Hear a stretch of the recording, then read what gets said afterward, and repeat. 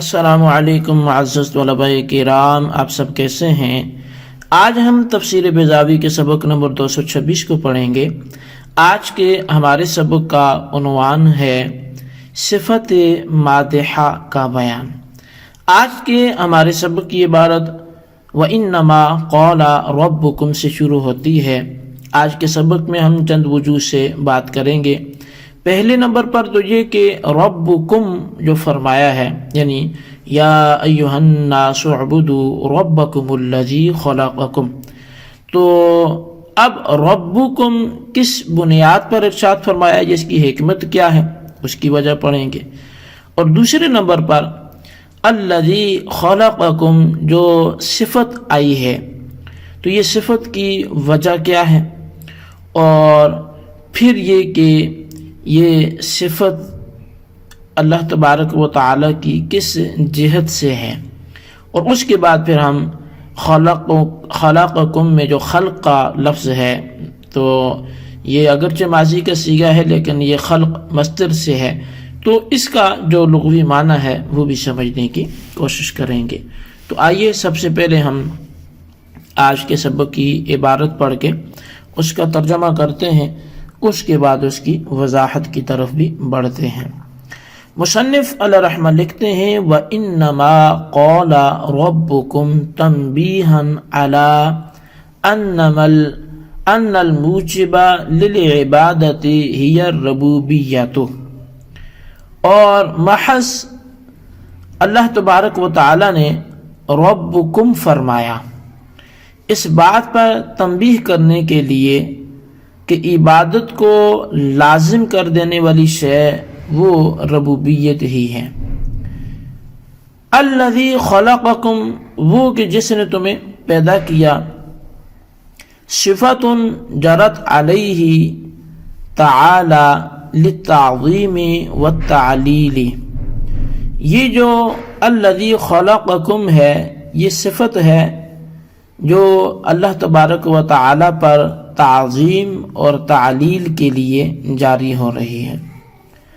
وَيَحْتَمِلُ التَّقْيِيدَ وَالتَّوْضِيحَ إِنْ خُصَّ الْخِطَابُ بِالْمُشْرِكِينَ، اور یہ تقیید اور توضیح کا بھی احتمال رکھتی ہے اگر خطاب فقط مشرکین کے ساتھ ہی خاص کر لیا جائے۔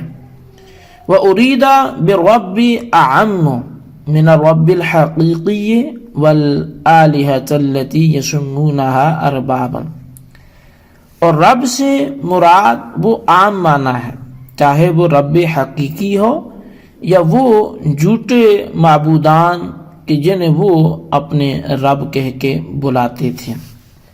والخلق ایجاد الشیء علی تقدیر و استواء، اور خلق کا معنی کسی چیز کو ایجاد کرنا، پیدا کرنا ایک اندازے پر اور ایک سیدھ پر۔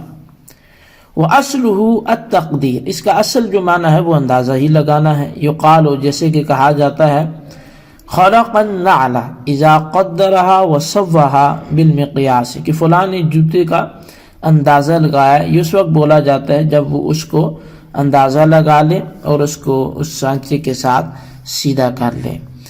جی طلباء کرام، یہ تھی ہمارے آج کے سبق کی عبارت اور اس کا ترجمہ۔ اب آئیے اس کی وضاحت کی طرف بڑھتے ہیں اور سمجھنے کی کوشش کرتے ہیں کہ مصنف علیہ رحمہ ہمیں آج کے سبق میں کیا بتلانا چاہتے ہیں۔ یہ بات واضح ہو چکی ہے کہ جب وصف پر کسی حکم کو مرتب کیا جاتا ہے تو وہ وصف ترتب حکم کے لیے علت ہوا کرتا ہے۔ اب یہاں پر اللہ تبارک و تعالی نے پہلے اپنی عبادت کا حکم دیا کہ یا ایھا الناس اعبدوا ربکم، اے لوگو تم عبادت کرو۔ یہ ایک حکم ہے عبادت کا، لیکن آگے جو فرمایا ربکم، تو اب سوال یہ ہے کہ اللہ نے ربکم کس لیے ارشاد فرمایا؟ تو اس کا جواب مصنف تنبیہاً علی سے دیتے ہیں کہ جب اللہ نے عبادت کا مطالبہ کیا، حکم دیا کہ تم عبادت کرو، تو ایک عام بندے کے ذہن میں سوال اٹھے گا کہ ہم کیوں عبادت کریں، وجہ کیا ہے؟ تو اس وجہ سے آگاہی دینا، اس کے حوالے سے بتلانا، یا پھر عبادت کی علت بیان کرنا، یہ یہاں پہ مقصد ہے ربکم کے لفظ سے، کہ تم اس کی عبادت کرو اس لیے کہ وہ تمہارا رب ہے، یعنی جو رب ہو اس کی عبادت کی جاتی ہے، اور اس کے لیے موجب عبادت وہ اس کی ربوبیت ہی ہے۔ لہذا ربکم کو ذکر فرما کر اس جانب اشارہ کر دیا کہ یہاں پر جو عبادت کو لازم کیا جا رہا ہے وہ اس کی ربوبیت کی بنیاد پر ہے۔ اچھا، اب دوسرے نمبر پر اسی کا وصف بیان فرمایا کہ الذی خلقکم، اور رب بھی وہ ہے کہ جس نے تمہیں پیدا کیا۔ اچھا، اب یہ دو طرح سے اس کی صفت بن سکتا ہے۔ ایک تو سیدھی سی بات ہے کہ یہ اللہ تعالیٰ کی صفت مادحہ ہے، اس کی تعظیم کو بیان کیا جا رہا ہے اور علت کو بیان کیا جا رہا ہے کہ تم نے اس رب کی عبادت کیوں کرنی ہے۔ اس کی وجہ یہ ہے، ایک تو وہ تمہارا مربی ہے، تمہیں پالتا ہے، تمہیں وہ سنوارتا ہے، تمہاری تربیت کرتا ہے، لیکن اس کی ایک اولین وجہ دیکھیں تو اس نے پیدا بھی تمہیں اسی نے ہی کیا ہے، تمہاری پیدائش کا خالق بھی وہی ہے، تو لہٰذا تم اس کی عبادت کرو۔ اب یہ تو ہوئی صفت مادحہ جو اس کی تعظیم کے لیے ہے، اور ساتھ ساتھ تعلیل بھی ہوگی، وجہ بھی ہوگی کہ وہ رب ہے اور اس کی عبادت کرنی ہے۔ تو کیوں کرنی ہے؟ اس لیے کہ اس نے تمہیں پیدا کیا۔ لیکن اب یہاں پر تقیید و توضیح کا بھی احتمال ہے۔ مطلب یہ ہے کہ اگر آپ اس خطاب کو مشرکین کے ساتھ خاص کریں کہ اللہ کافروں سے فرما رہا ہے کہ تم اپنے اس رب کی عبادت کرو کہ جس نے تمہیں پیدا کیا، تو پھر یہاں ربکم میں جو لفظ رب ہے اس سے عام معنی ہوں گے۔ وہ رب حقیقی بھی ہو سکتا ہے، وہ رب مجازی بھی ہو سکتا ہے، یعنی جیسے وہ اپنے بادشاہوں کو بھی رب بولتے تھے اور کئی غلام اپنے آقاؤں کو بھی رب بولتے تھے، کیونکہ پالنے والے کے معنی ہے، تو یا جہالت کی وجہ سے۔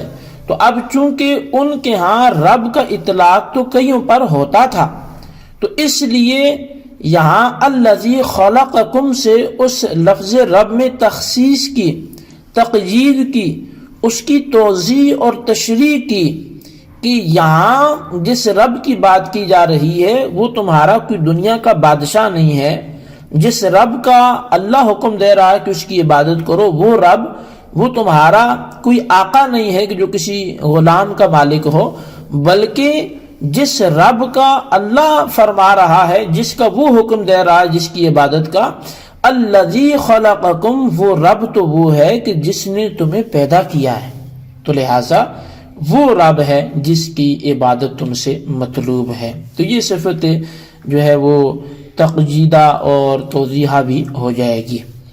اچھا، اب اس کے بعد مصنف علیہ رحمہ خلق کا معنی اور اس کا مفہوم بیان کرتے ہیں اور کہتے ہیں کہ خلق نام ہے کسی چیز کو ایک انداز اور ہمواری پر موجود بنا دینا، اور اس کے لغوی معنی جو ہے وہ تو اندازہ کرنے کے ہیں۔ اب اس پر بطور استشہاد کے ایک مقولہ جو اہل عرب کے ہاں بولا جاتا ہے وہ پیش کیا کہ خلق النعل، یہ بولا جاتا ہے۔ اب خلق النعل جو ہے وہ کب بولا جاتا ہے؟ جبکہ جوتے کو اندازے سے بنایا جائے اور پھر اس کو فریم میں، سانچے میں اسے ٹھیک کر لیا جائے، سیدھا کر لیا جائے، تو اس وقت بولا جاتا ہے کہ خلق النعل۔ تو لہٰذا یہاں پر بھی اندازے کا معنی اس کے اندر موجود ہے۔ تو خیر، اس سے بھی یہ بات سمجھ میں آئی کہ خلق بمعنی اندازہ لگانے کے آتا ہے۔ جی طلبہ کرام، یہ تھی ہمارے آج کے سبق کی عبارت، اس کا ترجمہ، اس کی وضاحت، اس کو اچھی طرح سمجھیں، اس کے خلاصے کو اپنے رجسٹر پر ضرور لکھیں، بالخصوص ان سوالات کے جوابات دیں۔ سوال نمبر 1 یہ کہ خلق کا معنی کیا ہے، اس کو تحریر کریں۔ اور سوال نمبر 2 یہ ہے کہ اگر اس کے مخاطبین حکم کے وہ مشرکین ہوں تو پھر الذی خلقکم کی صفت کی حیثیت کیسی ہوگی، اس کو بھی تحریر کریں۔ اللہ تبارک و تعالیٰ سے دعا ہے جو کچھ ہم نے پڑھا سنا سے یاد رکھنے کی توفیق نصیب فرمائے، آمین بجاہ النبی الامین صلی اللہ علیہ وسلم۔